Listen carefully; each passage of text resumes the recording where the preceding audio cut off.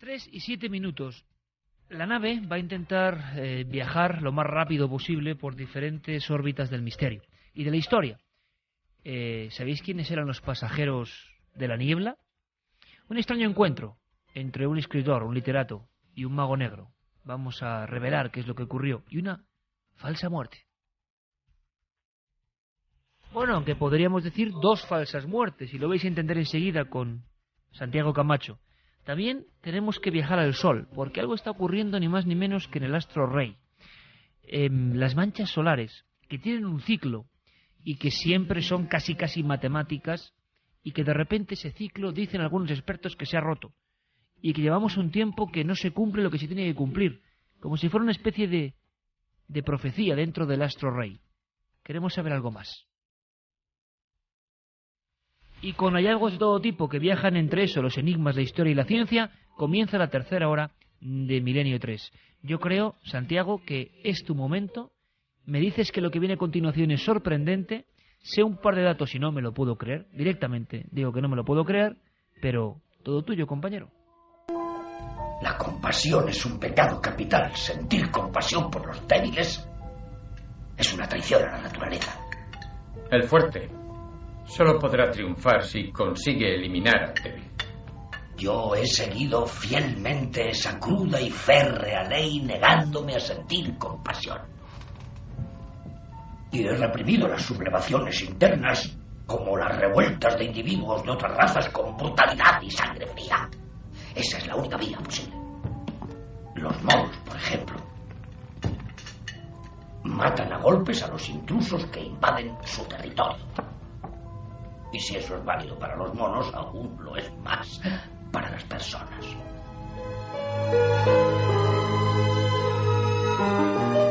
En el búnker, cuando su imperio se desmoronaba a su alrededor, Hitler cenaba tranquilamente y soltaba los comensales teorías, como la que acabamos de escuchar. Pocos días después, moría. O tal vez no. Un buen amigo de este programa, José Luis Cardero, el antropólogo José Luis Cardero, en una de las pausas de la grabación de Cuarto Milenio, me contaba una historia en los camerinos que él mismo no le daba más valor que una anécdota, pero que a mí me impresionó. José Luis es un gran amante de Alemania, ha viajado mucho por aquel país y conoce muy bien la ciudad de Berlín. Y me contaba que en uno de sus viajes estaba sentado tranquilamente, descansando de su paseo en las cercanías de la Cancillería, cuando en el mismo banco se sentó una viejecita a su lado que desenvolvió un sándwich y empezó a comérselo tranquilamente. Y como quien no quiere la cosa, la viejecita, señalando un monumento cercano, dijo: allí había una salida del búnker. Y por allí salió. Yo le vi. José Luis le preguntó: ¿a quién vio? A Hitler, claro. La verdad es que esta anécdota me pareció fascinante. Y no tardé en ver que en Internet había multitud de teorías, de especulaciones, de rumores sobre la presunta supervivencia de Hitler. Pero me pregunté, ¿existirán documentos? ¿Existirán papeles oficiales que puedan dar algo de crédito a esta versión?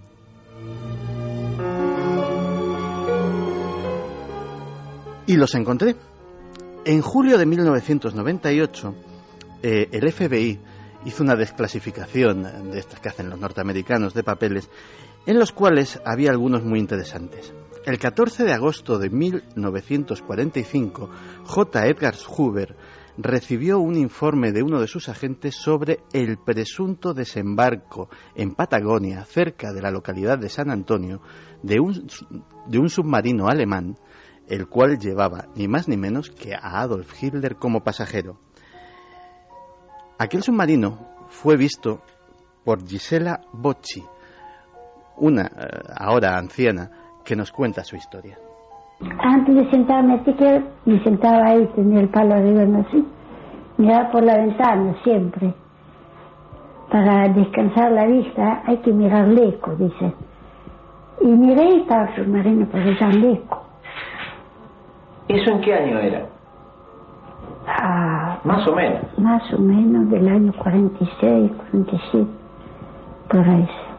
¿Y lo vio en la bahía? En la bahía estaba. ¿Estaba navegando? Navegando. Y se sintió un ruido de avión del telado que venía costeando al mar y se fue bajo agua el submarino. ¿Usted lo vio sumergirse? Sí, lo vi. Pero es que por aquellas mismas fechas ni siquiera la prensa estaba de acuerdo con que Hitler hubiese muerto. La agencia TASS, en el 2 de mayo de 1945, la agencia de noticias soviética, decía así: el suicidio de Hitler es una nueva treta fascista para propagar la noticia de la muerte de Hitler. Los fascistas alemanes quieren dar a entender que Hitler ha abandonado la escena y se retira entre bastidores. Las autoridades aliadas se hallan lejos de estar convencidas de que Hitler haya muerto en realidad, y aun aquellos que aceptan este anuncio controvertido no creen que el Führer haya perecido en su puesto de comando de la Cancillería. También, el 18 de julio de 1945, la agencia de noticias United Press decía lo siguiente: en numerosas esferas oficiales de la capital se insiste en que el jerarca Hitler nazi desembarcó en Argentina el 30 de julio último, traído por el submarino U-530. Se inclinan esas esferas a dar crédito a la versión de que un bote de goma que ha sido hallado en Mar del Plata fue el que desembarcó a Hitler.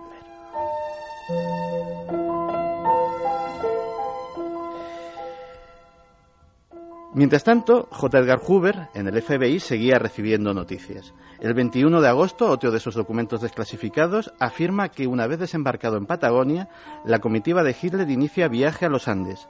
Hitler está afeitado, ha perdido su bigotito y visiblemente demacrado. Hay más informes, no solamente de esa fecha, sino anteriores. El general Ladd era el jefe de la OSS en Argentina, de la antecesora de la CIA, la Oficina de Servicios Estratégicos, y ya avisaba un año antes, el 4 de septiembre de 1944, que todo estaba listo en Argentina para recibir a un Hitler fugado. Todos los preparativos, según la Oficina de Servicios Estratégicos norteamericana, estaban ya hechos.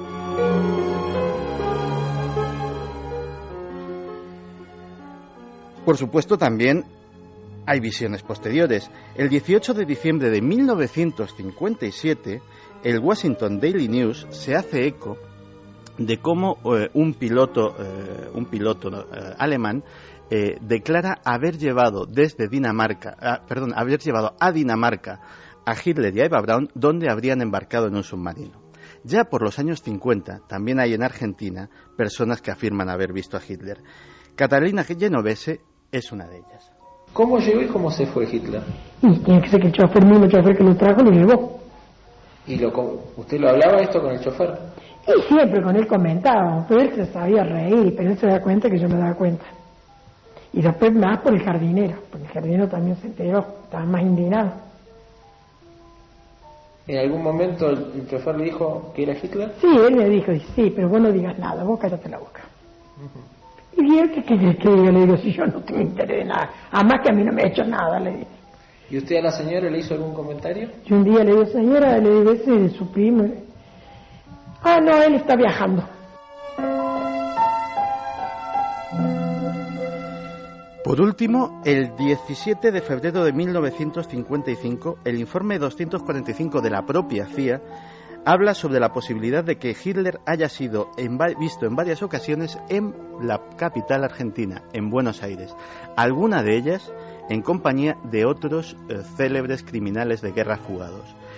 Parece ser que Hernán Ancín, a quien vamos a escuchar ahora, fue testigo de uno de esos encuentros con Ante Pavelic, un general croata buscado por crímenes de guerra que se habría encontrado en Buenos Aires con Hitler.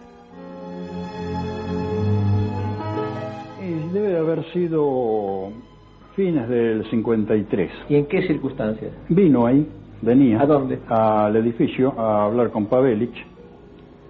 Venía caminando con los tres guardaespaldas y la señora. prácticamente lo traían caminando, ¿no? Porque apenas caminaba él.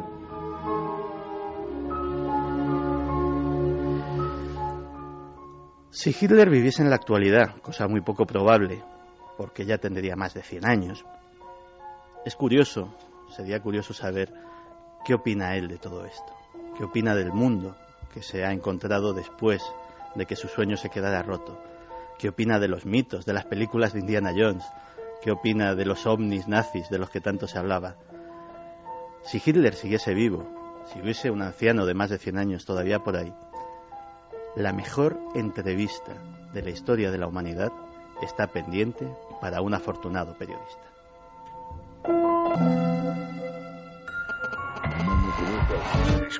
Manda un SMS al 7640. Escribe la palabra milenio, espacio y lo que nos quieras contar. Comentaristas de Milenio 3. Sabemos que siempre hay alguien al otro lado.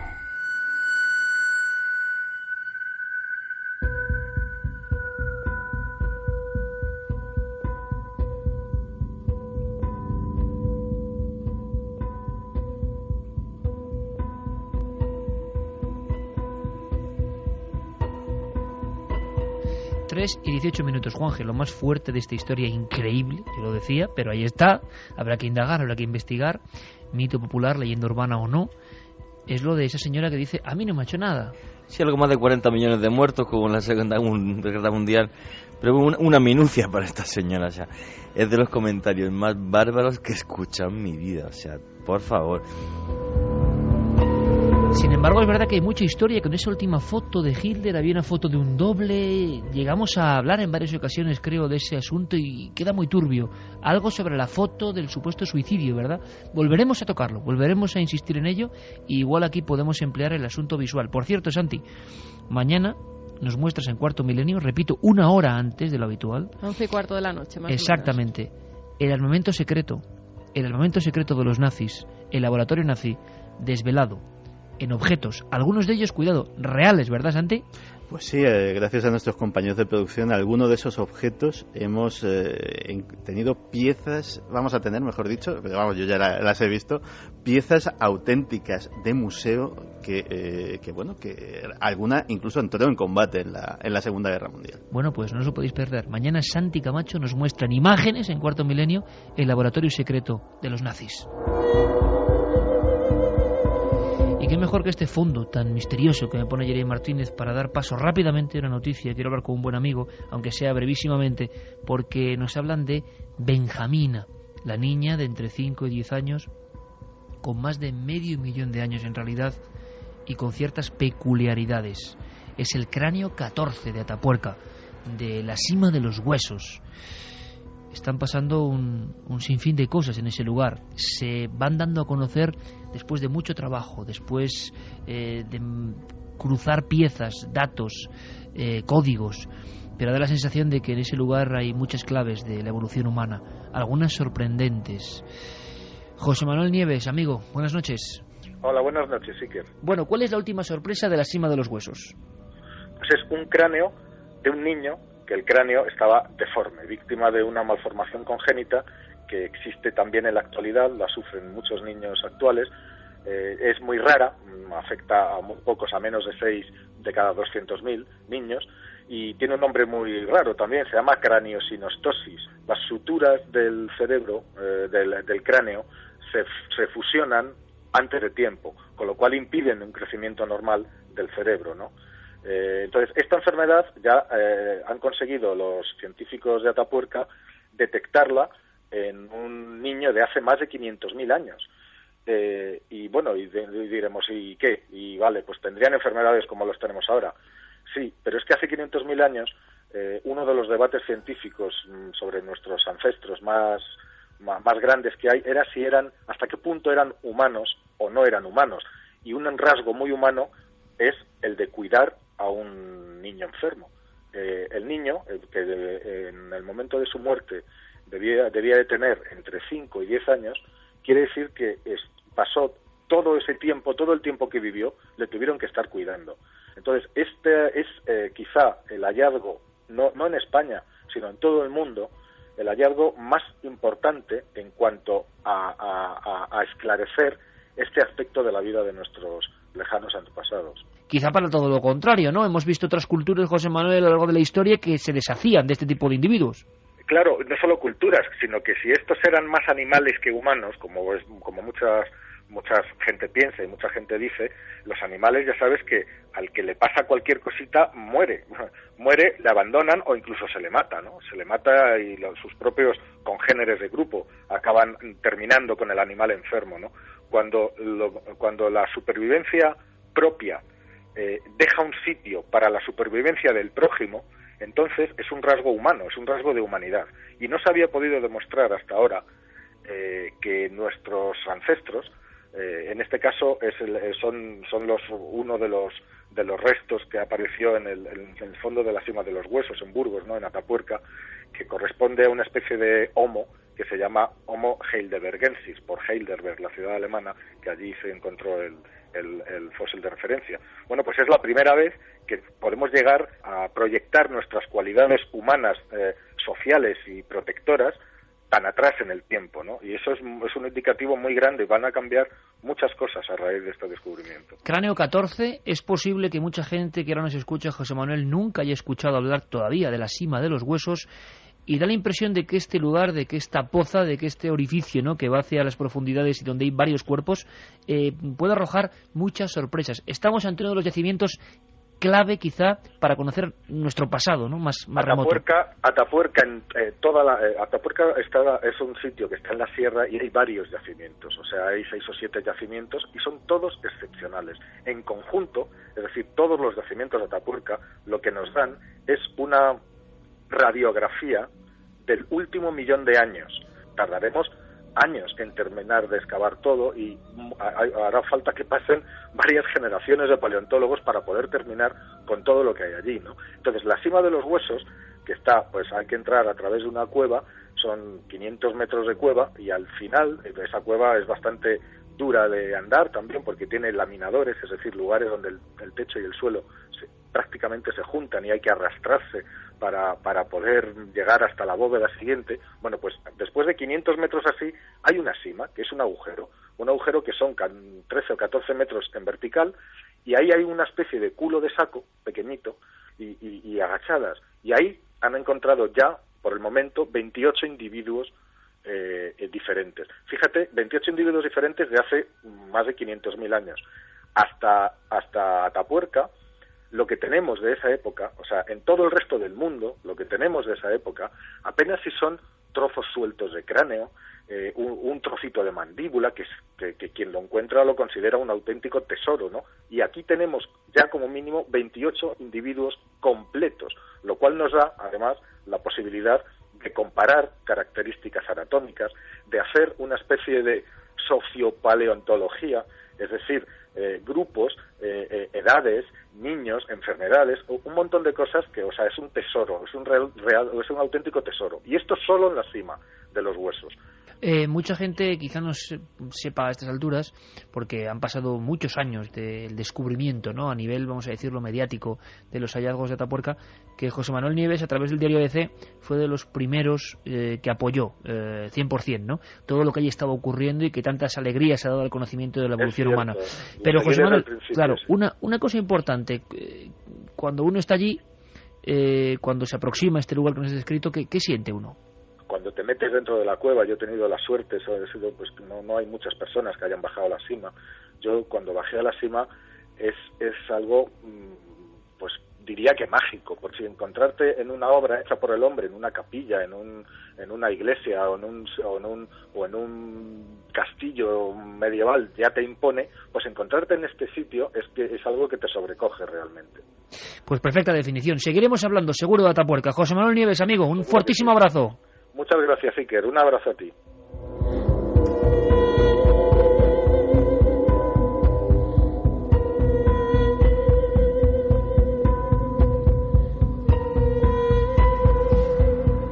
¿Y si los antiguos dioses de la humanidad hubieran llegado de otros mundos? ¿Estaríamos preparados para aceptarlo?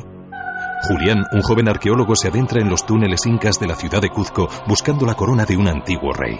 Lo que no sabe es que es la llave para entrar en un nuevo mundo. El Templo de la Luna, de Fernando J. López del Oso. Premio Minotauro 2009, ya a la venta.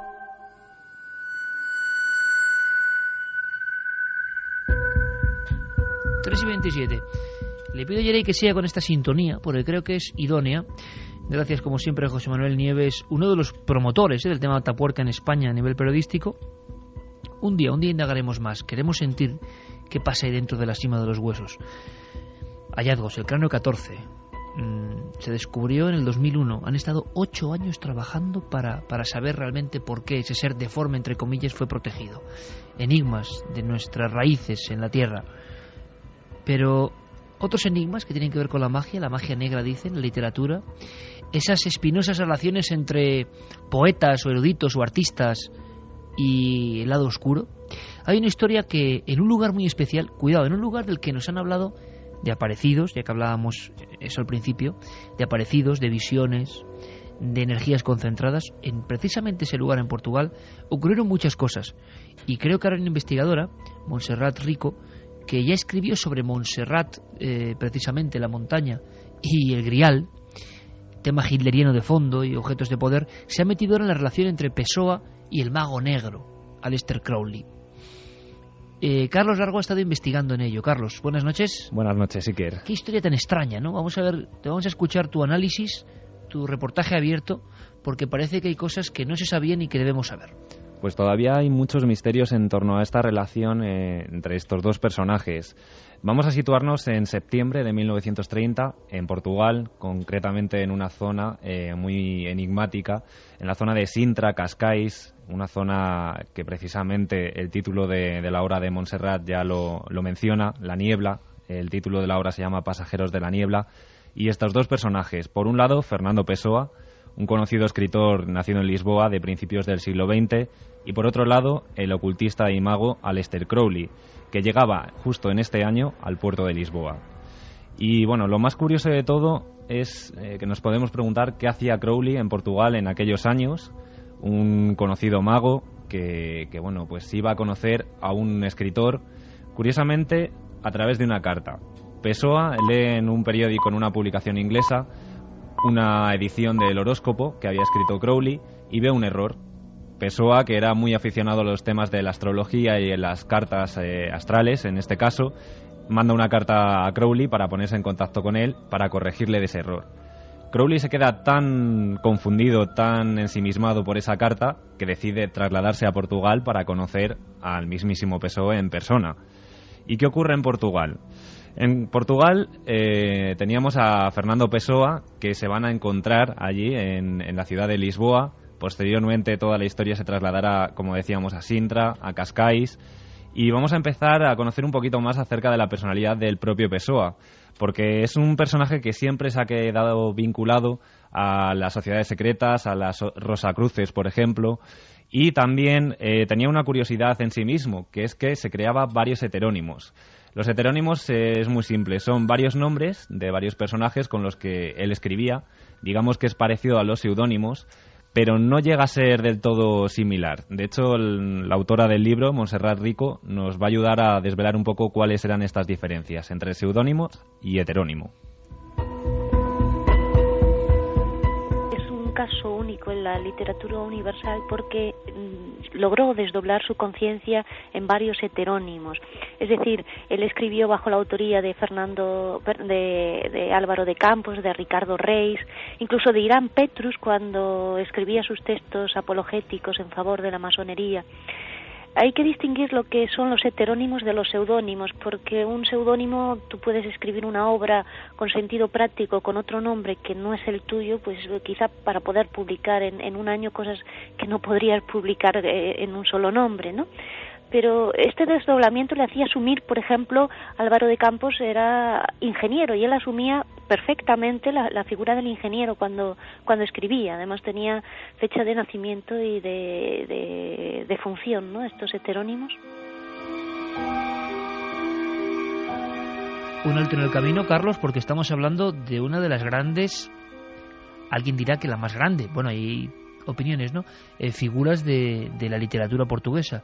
Pessoa, que podemos hablar casi de desdoblamiento de personalidad, pero que adoptaba perfectamente cada personaje para cada heterónimo. Llegó a tener un montón de personalidades, digamos, de heterónimos. Se había criado en Sudáfrica, de hecho, y se había trasladado pues con 18 años aproximadamente a Portugal de nuevo, porque digamos que en su vida le afectó mucho la muerte de su padre. Él tenía 6 años cuando murió, y durante toda su vida siempre se ha sentido atormentado, Pessoa. Teníamos este personaje, pero también por otro lado teníamos el de Crowley. Decíamos que Crowley llega a Portugal para conocer a Pessoa y bueno, pues tener una conversación con él acerca de esa carta que le había llegado para corregirle en su horóscopo. Allí pudo contactar con Pessoa, tuvieron una serie de encuentros y que dejaron un gran influjo en la vida de Pessoa y en toda su obra. De hecho, Montserrat nos lo confirmaba, que hasta la mismísima fecha de su muerte, en 1935, Pessoa tuvo en mente a Aleister Crowley. Sí, porque bueno, lo que le quedaron por vivir en realidad desde aquel encuentro en septiembre de 1930 fueron 5 años. Y sí que se puede sondear esa influencia del satanista mago Crowley, como bien has dicho, sobre todo en el poema del desasosiego, que es una obra posterior que firma con el heterónimo de Bernardo Soares. Sí, indudablemente le influyó. Con todo y que él, aquella visita, es una opinión personal después de haber estudiado este caso, yo creo que le aterrorizó la visita a Pessoa. Fijaos que tanto le aterrorizaba a Pessoa esa visita que la relación no fue nada bien. Chocaron rápidamente.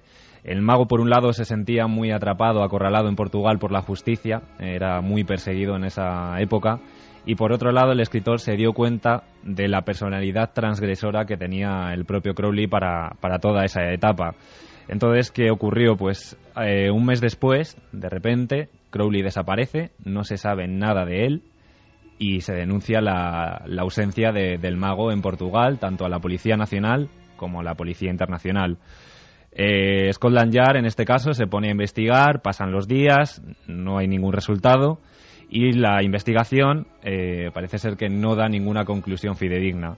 Hasta que en octubre de 1930, un periodista, que su nombre es Augusto Ferreira, llega hasta un punto concreto de Cascais. Es un punto muy enigmático. De hecho, yo pude estar este verano pasado allí y pude contemplar una placa conmemorativa que hay allí en este sitio, que es la Boca del Infierno. Pone la Boca del Infierno. La Boca del Infierno es, digamos, el acantilado. Hay un acantilado, es de hecho el punto más occidental de la península ibérica, en la parte del Atlántico. Y hay una placa conmemorativa que menciona unas frases que de hecho Montserrat nos va a leer a continuación acerca de esta supuesta desaparición del mago Crowley y del que no se sabía nada por entonces. De hecho, la policía lo que pensaba en un principio es que Crowley se podía haber suicidado, y de hecho Montserrat nos lo contaba así. La conocida Boca del Infierno, que es un acantilado asomado al Atlántico, y en ella apenas en 8 o 9 líneas se reproduce la carta de suicidio que encontró el periodista Augusto Ferreira allí mismo en una pitillera. Se supo que pertenecía a Crowley esa carta porque venía firmada con unas iniciales chinas, Tuliyu. La nota decía poco más o menos: la otra boca do inferno va a devorarme, aunque no será tan cálida como la tuya, ¿no? Y estaba escrita en un papel con el membrete del hotel donde se había hospedado en esos días. Indudablemente, cuando se encuentra esta nota, pues Augusto Ferreira se la lleva a la policía y se empieza a especular con que se haya suicidado Crowley. Y la última persona que la ha visto con vida y a quien ha ido a conocer a Lisboa es casualmente a Fernando Pessoa, quien tiene que declarar. Todos los periódicos, Iker, tanto los de Portugal como los internacionales, se hacen eco de la noticia de la supuesta desaparición y suicidio de Crowley. Las investigaciones siguen y bueno, pues tanto la policía de Portugal como la de Inglaterra se resisten a creer que Crowley haya desaparecido de la faz de la tierra así como así. Comienzan a situar la posible culpabilidad de ese suicidio a Pessoa, porque decíamos que este periodista había encontrado esta carta en la que supuestamente Crowley se despedía de un amante que había tenido en Portugal. Pessoa declara, no se encuentra ningún indicio que le haga culpable y entonces, bueno, le liberan. Años más tarde, Crowley sería encontrado en Alemania, se comprueba su identidad y verdaderamente era él, con lo cual digamos que había habido una especie de montaje en ese suicidio para una escapar. Falsa muerte, se dijo. Efectivamente, una falsa muerte ritual para escapar de Portugal. Lo que no se sabe es si Pessoa participó o no de ese montaje. Y lo que sí sabemos es que en ese lugar, en la boca del infierno, quedó para siempre esa placa conmemorativa en el que se menciona este posible intento de suicidio, montaje, no lo sabemos muy ciertamente. Y bueno, pues de hecho en esa zona, Cascais, Sintra, ha quedado siempre un halo de misticismo que incluso la propia autora ha podido comprobar en su fase de investigación. Sintra es un lugar que tiene unas fuerzas telúricas naturales porque, digamos, sus formaciones geológicas abunda mucho el hierro, con muchos manantiales, tiene un microclima que a veces la envuelve en la niebla. Cuando a 3 kilómetros en línea recta tienes las playas donde te puedes estar bañando en ese momento, ¿no? Con un gran cambio de temperatura. Y yo creo que verdaderamente Sintra sí que tiene algo mágico, un halo mágico propio, que no solo detectamos quienes llegamos ahí, sino que debieron detectar también la corte lusitana cuando decidió pues construir sus palacios de veraneo, o aquellos magnates que se estaban haciendo ricos en el siglo XIX y construyeron también sus residencias. Pues algo ha debido quedar en estos lugares que tú has visitado, Carlos, porque no son uno ni dos los testimonios que nos llegaron, y ahora lo recuerdo y me gustaría tener una opinión vuestra, Juan G. Santi, estas historias que hacía Crowley, los magos negros, estos suicidios rituales o morir en una vida para nacer en otra, la relación, ¿no?, entre algunos poetas, escritores, gente muy sensible, y estos otros magos reales, engañadores para otros, embaucadores de muchas generaciones de artistas. Pero me ha dejado impresionado lo que ha dicho Carlos, que es cómo a Pessoa, un hombre atormentado de por sí, le aterrorizó la visión de este mago negro de aspecto imponente. A lo que iba, en Sintra, dos personas muy diferentes, una la voy a decir, que es Gerardo Olivares, el gran productor de documentales. Esto nos lo contó en un barco en alta mar, cosa que tenía su aquel. Y Gerardo nos decía, este cordobés mítico que hizo la ruta de las Córdobas precisamente, dando estos reportajes, nos decía Carmen Yamín Altamar que precisamente en Sintra había tenido una especie de visión, una especie de sensación extraña en una quinta, en uno de esos lugares, y como una figura, una niña que correteaba.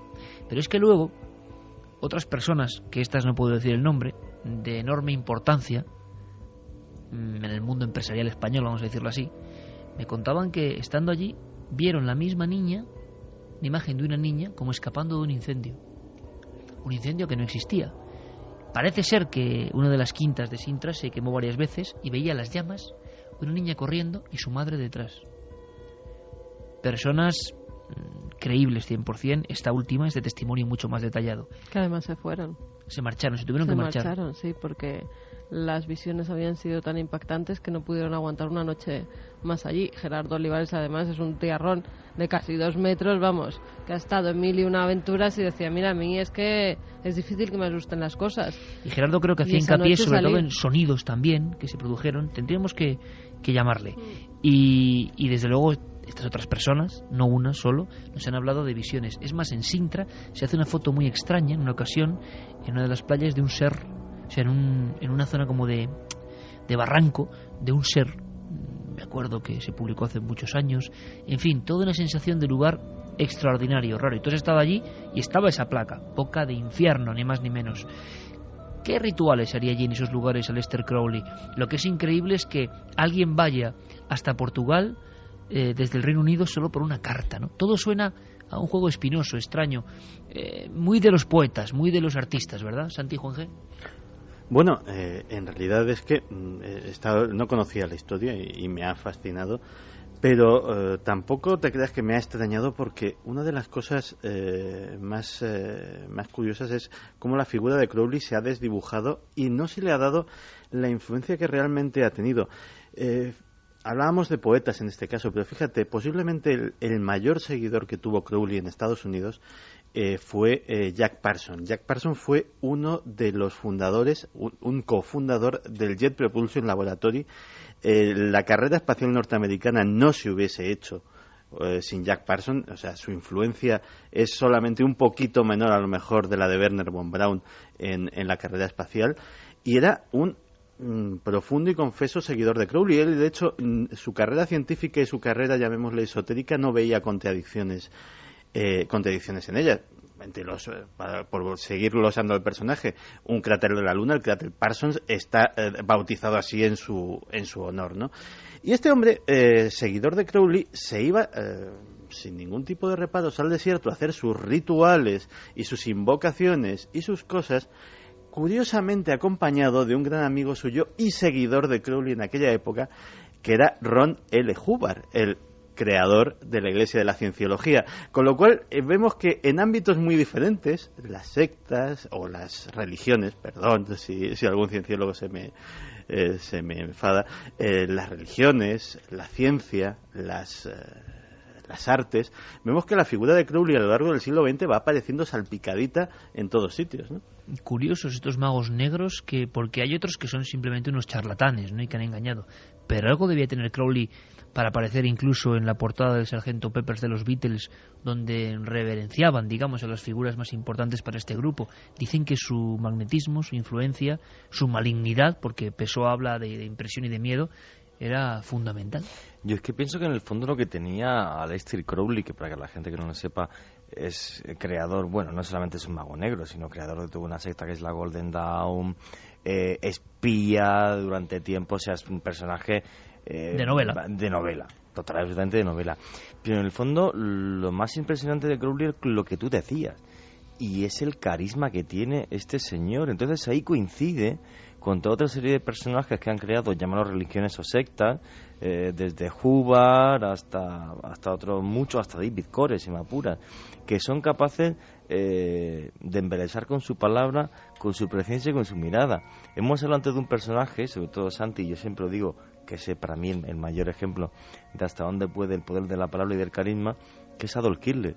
Este señor convenció y encandiló a toda una nación, a todo un pueblo con ideas. Un pueblo bien preparado, ¿eh? Un pueblo bien preparado con ideas que en el paso del tiempo ha hecho ver a todo el mundo que son realmente absurdas. También te digo una cosa, el caso de Pessoa, que no conozco bien su biografía, yo pienso que sí que coincide con otra serie de personas que, buscando lo creativo, se acercan a lo transgresor. Quizás, por ejemplo, bueno, incluso acaban impregnándose del otro agresor, ¿no? Quizás el ejemplo más claro de personaje así que hacía... Él no era un tipo maldito, pero sí que la gente que le rodeaba acabara siendo maldita, es Pablo Picasso. Esa famosa película de Sobrevivir a Picasso refleja este hombre que es capaz de revolucionar el arte, pero con el que era imposible vivir total y absolutamente. La delgada línea, ¿no?, de lo artístico y la creación artística y la locura, ¿no? Sí. Mira, hay un caso que es increíble, que es el de Philip K. Dick. Philip K. Dick es para que los oyentes se sitúen, el creador de las novelas en las que están basadas películas como Minority Report, como Blade Runner, como Desafío Total, un sinfín. Es posiblemente uno de los mayores escritores de ciencia ficción de la historia. Y Philip K. Dick se supo mucho tiempo después de que, y esto no era una licencia poética, sino que él decía que él no escribía sus novelas, sino que las escribía un ángel que tomaba, y no estaba siendo metafórico en absoluto, es decir, él estaba firmemente convencido de ello, que tomaba posesión de su cuerpo y que escribía a través de sus manos, pero que aquellos argumentos él simplemente era un espectador que vivía maravillado esa experiencia, pero que se dejaba llevar, era un canalizador, un medio. Y muchos escritores en esa línea han contado eso, ¿no? La posesión, entre comillas, o la sensación de que lo que han escrito, caramba, y nos ha pasado a todos los que escribimos, entre comillas, repito, o que hacemos cualquier cosa, jolín, este día esta frase estuvo especialmente bien, este escrito yo no lo vuelvo a escribir en la vida, vamos, y le llamamos inspiración, momento, pero hay sensaciones con el arte de que de vez en cuando tocamos algunas áreas que son difíciles incluso de programar y de volver a hacer con disciplina, ¿no? El tema es apasionante, de verdad. Carlos, gracias por el trabajo, muy muy interesante, de verdad, ¿eh? Habrá que investigar en esta relación entre el poeta de la melancolía, Pessoa. Mira lo que saca Carmen, que saca de la chistera cibernética unas cosas, mira lo que que nos lo ha enviado Tere. A través del mail nos envía Tere la placa. Oye, esto es interacción radiofónica en vivo. Está hablando Carlos de Pessoa, Santi, Juanje de cosas y de repente, ¡pum!, ahí tenemos la placa, a otra boca de inferno. Eso Madre mía. Texto da Es carta siniestra, de Aleister Crowley, famoso mago inglés, 1875-1947, para a súa compañeira, a muller Escarlate, simulando o suicidio na boca do infierno.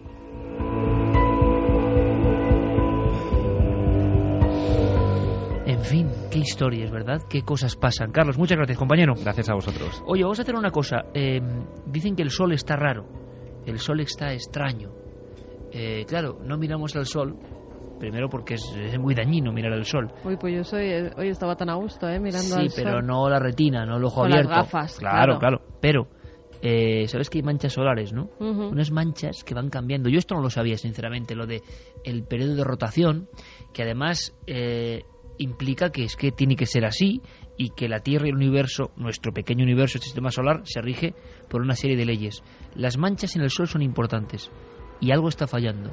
Y esto suena un poco a profecía terrible, pero algo está fallando. Nuestro compañero Fermín Agustí nos hace crónica con algunos expertos de qué está ocurriendo. Os hablo de estos días, que los expertos, aunque no lo cuentan, están extrañados. ¿Qué está pasando dentro del astro rey? El Sol se formó hace unos 4.500 millones de años, a partir de nubes de gas y polvo que contenían residuos de generaciones anteriores de estrellas. A pesar de ser una estrella mediana, es la única cuya forma se puede apreciar a simple vista. El Sol es enorme, lo más grande de nuestro sistema solar. No solo es la mayor estrella del sistema solar, sino la única que hay en él. Está rodeada por una serie de elementos más pequeños que denominamos planetas, cometas y lunas, pero el Sol es nuestra estrella. Si observamos el Sol, podemos distinguir lo que se llaman manchas solares. Son regiones de temperatura más baja que sus alrededores y con una intensa actividad magnética. Miguel Gilarte, director del Observatorio de Almadén de la Plata en Sevilla, nos lo cuenta. Las manchas solares, pues son regiones más frías de la superficie solar. Tengamos en cuenta que la superficie del Sol tiene 6.500 grados, mientras que las manchas tienen 4.500 grados. Esta diferencia de unos 2.000 grados de temperatura hace que esas regiones, pues se vean mucho más oscuras. En realidad, la mayor temperatura se alcanza en el núcleo solar, con 15 millones de grados. Las manchas solares son en realidad intensos campos magnéticos del Sol. Estas manchas nacen como puntos oscuros. A medida que pasan los días, crecen en tamaño y se hacen varias veces más grandes que la Tierra. Algunos grupos de manchas son más de una decena de veces mayor que nuestro planeta. Las manchas se dividen y mueren como puntos. Estas evidencias se pueden ver incluso con pequeños telescopios, con los debidos filtros solares, ¿no? Nunca hay que mirar al Sol directamente, sino con filtros especiales. Las primeras referencias claras a las manchas solares fueron hechas por los astrónomos chinos en el 28 a.C., quienes probablemente podrían ver los grupos de manchas más grandes cuando la intensa luz del Sol era filtrada por el polvo que el viento había llevado desde los desiertos del Asia Central. El Sol tiene un ciclo de actividad de 11 años, es decir, cada 11 años alcanza el mayor número de manchas posibles y va disminuyendo hasta incluso tener periodos sin que se puedan apreciar. El problema es que el Sol lleva 15 meses sin que se pueda ver actividad en él, cuando en realidad debería haberse iniciado ya su ciclo. Esto puede llegar a tener grandes repercusiones en la Tierra. Estamos sometidos a los vaivenes cósmicos, al antojo del Sol. La vida en la Tierra depende de nuestro Sol, y gracias a Dios el Sol es una estrella estable. Uno de los largos periodos de la actividad solar se denomina el mínimo de Maunder, que acaeció entre los años 1645 y 1715 y coincidió con la etapa más fría de la que se denominó la pequeña edad del hielo, que hizo enfriar el hemisferio norte del planeta hasta cotas insospechadas y que duró entre los siglos XIV y XIX, es decir, un periodo de tiempo larguísimo, ¿no? Los londinenses pues, podían atravesar andando el río Támesis. En Milenio 3 pudimos escuchar el mes pasado cómo suena el Sol en el espacio.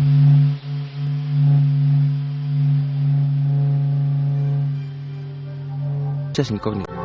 Y como si fuera la cola de un cometa, algo está pasando en el Sol. Habrá que vigilar esos ciclos de las manchas solares. Esta música del espacio, hecha hace más de 33 años, Oxígeno, Jean-Michel Jarre, que es el sonido del espacio, yo creo que no igualado, podemos irnos a la historia más profunda. Hallazgos sorprendentes. Informativo de la historia. Nacho Ares.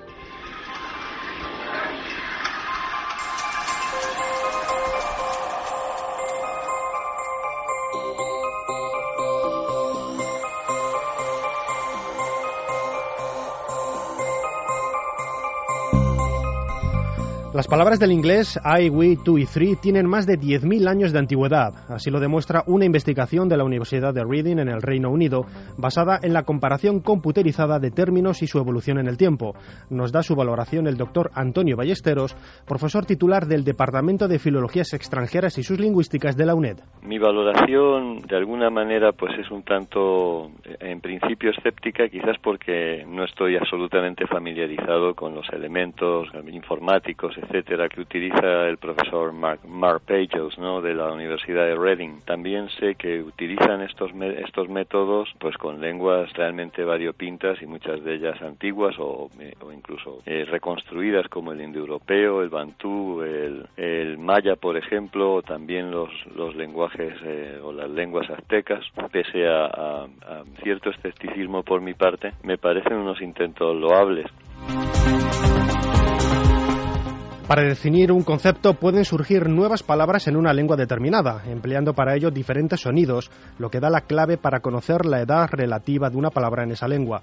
Lo curioso del procedimiento es que los investigadores también pueden predecir qué palabras tienen más posibilidades de desaparecer en un futuro próximo. Realmente me parece que lo que vienen a decir cuando señalan que palabras como I o we pues tienen decenas de miles de años, tiene bastante sentido. Es decir, no sé si se precisa de unos elementos computacionales tan sofisticados para señalar algo que tiene bastante sentido en sí, puesto que, por ejemplo, el yo, el sujeto, pues es algo que evidentemente aparece, yo creo que con la condición humana. Es muy interesante que aparezca también we, el nosotros, puesto que las antiguas sociedades, en este caso anglosajonas, ¿no?, tenían una mayor conciencia de lo que era el nosotros que lo que podemos tener en esta época tan subjetiva como la nuestra, ¿no?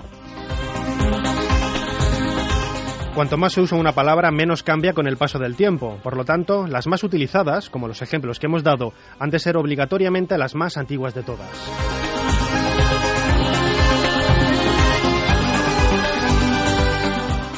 Una nueva traducción del clásico judío de la Revelación de Gabriel ha levantado cierta expectación sobre las nuevas líneas de trabajo que se abren en torno a las relaciones entre el judaísmo y el cristianismo.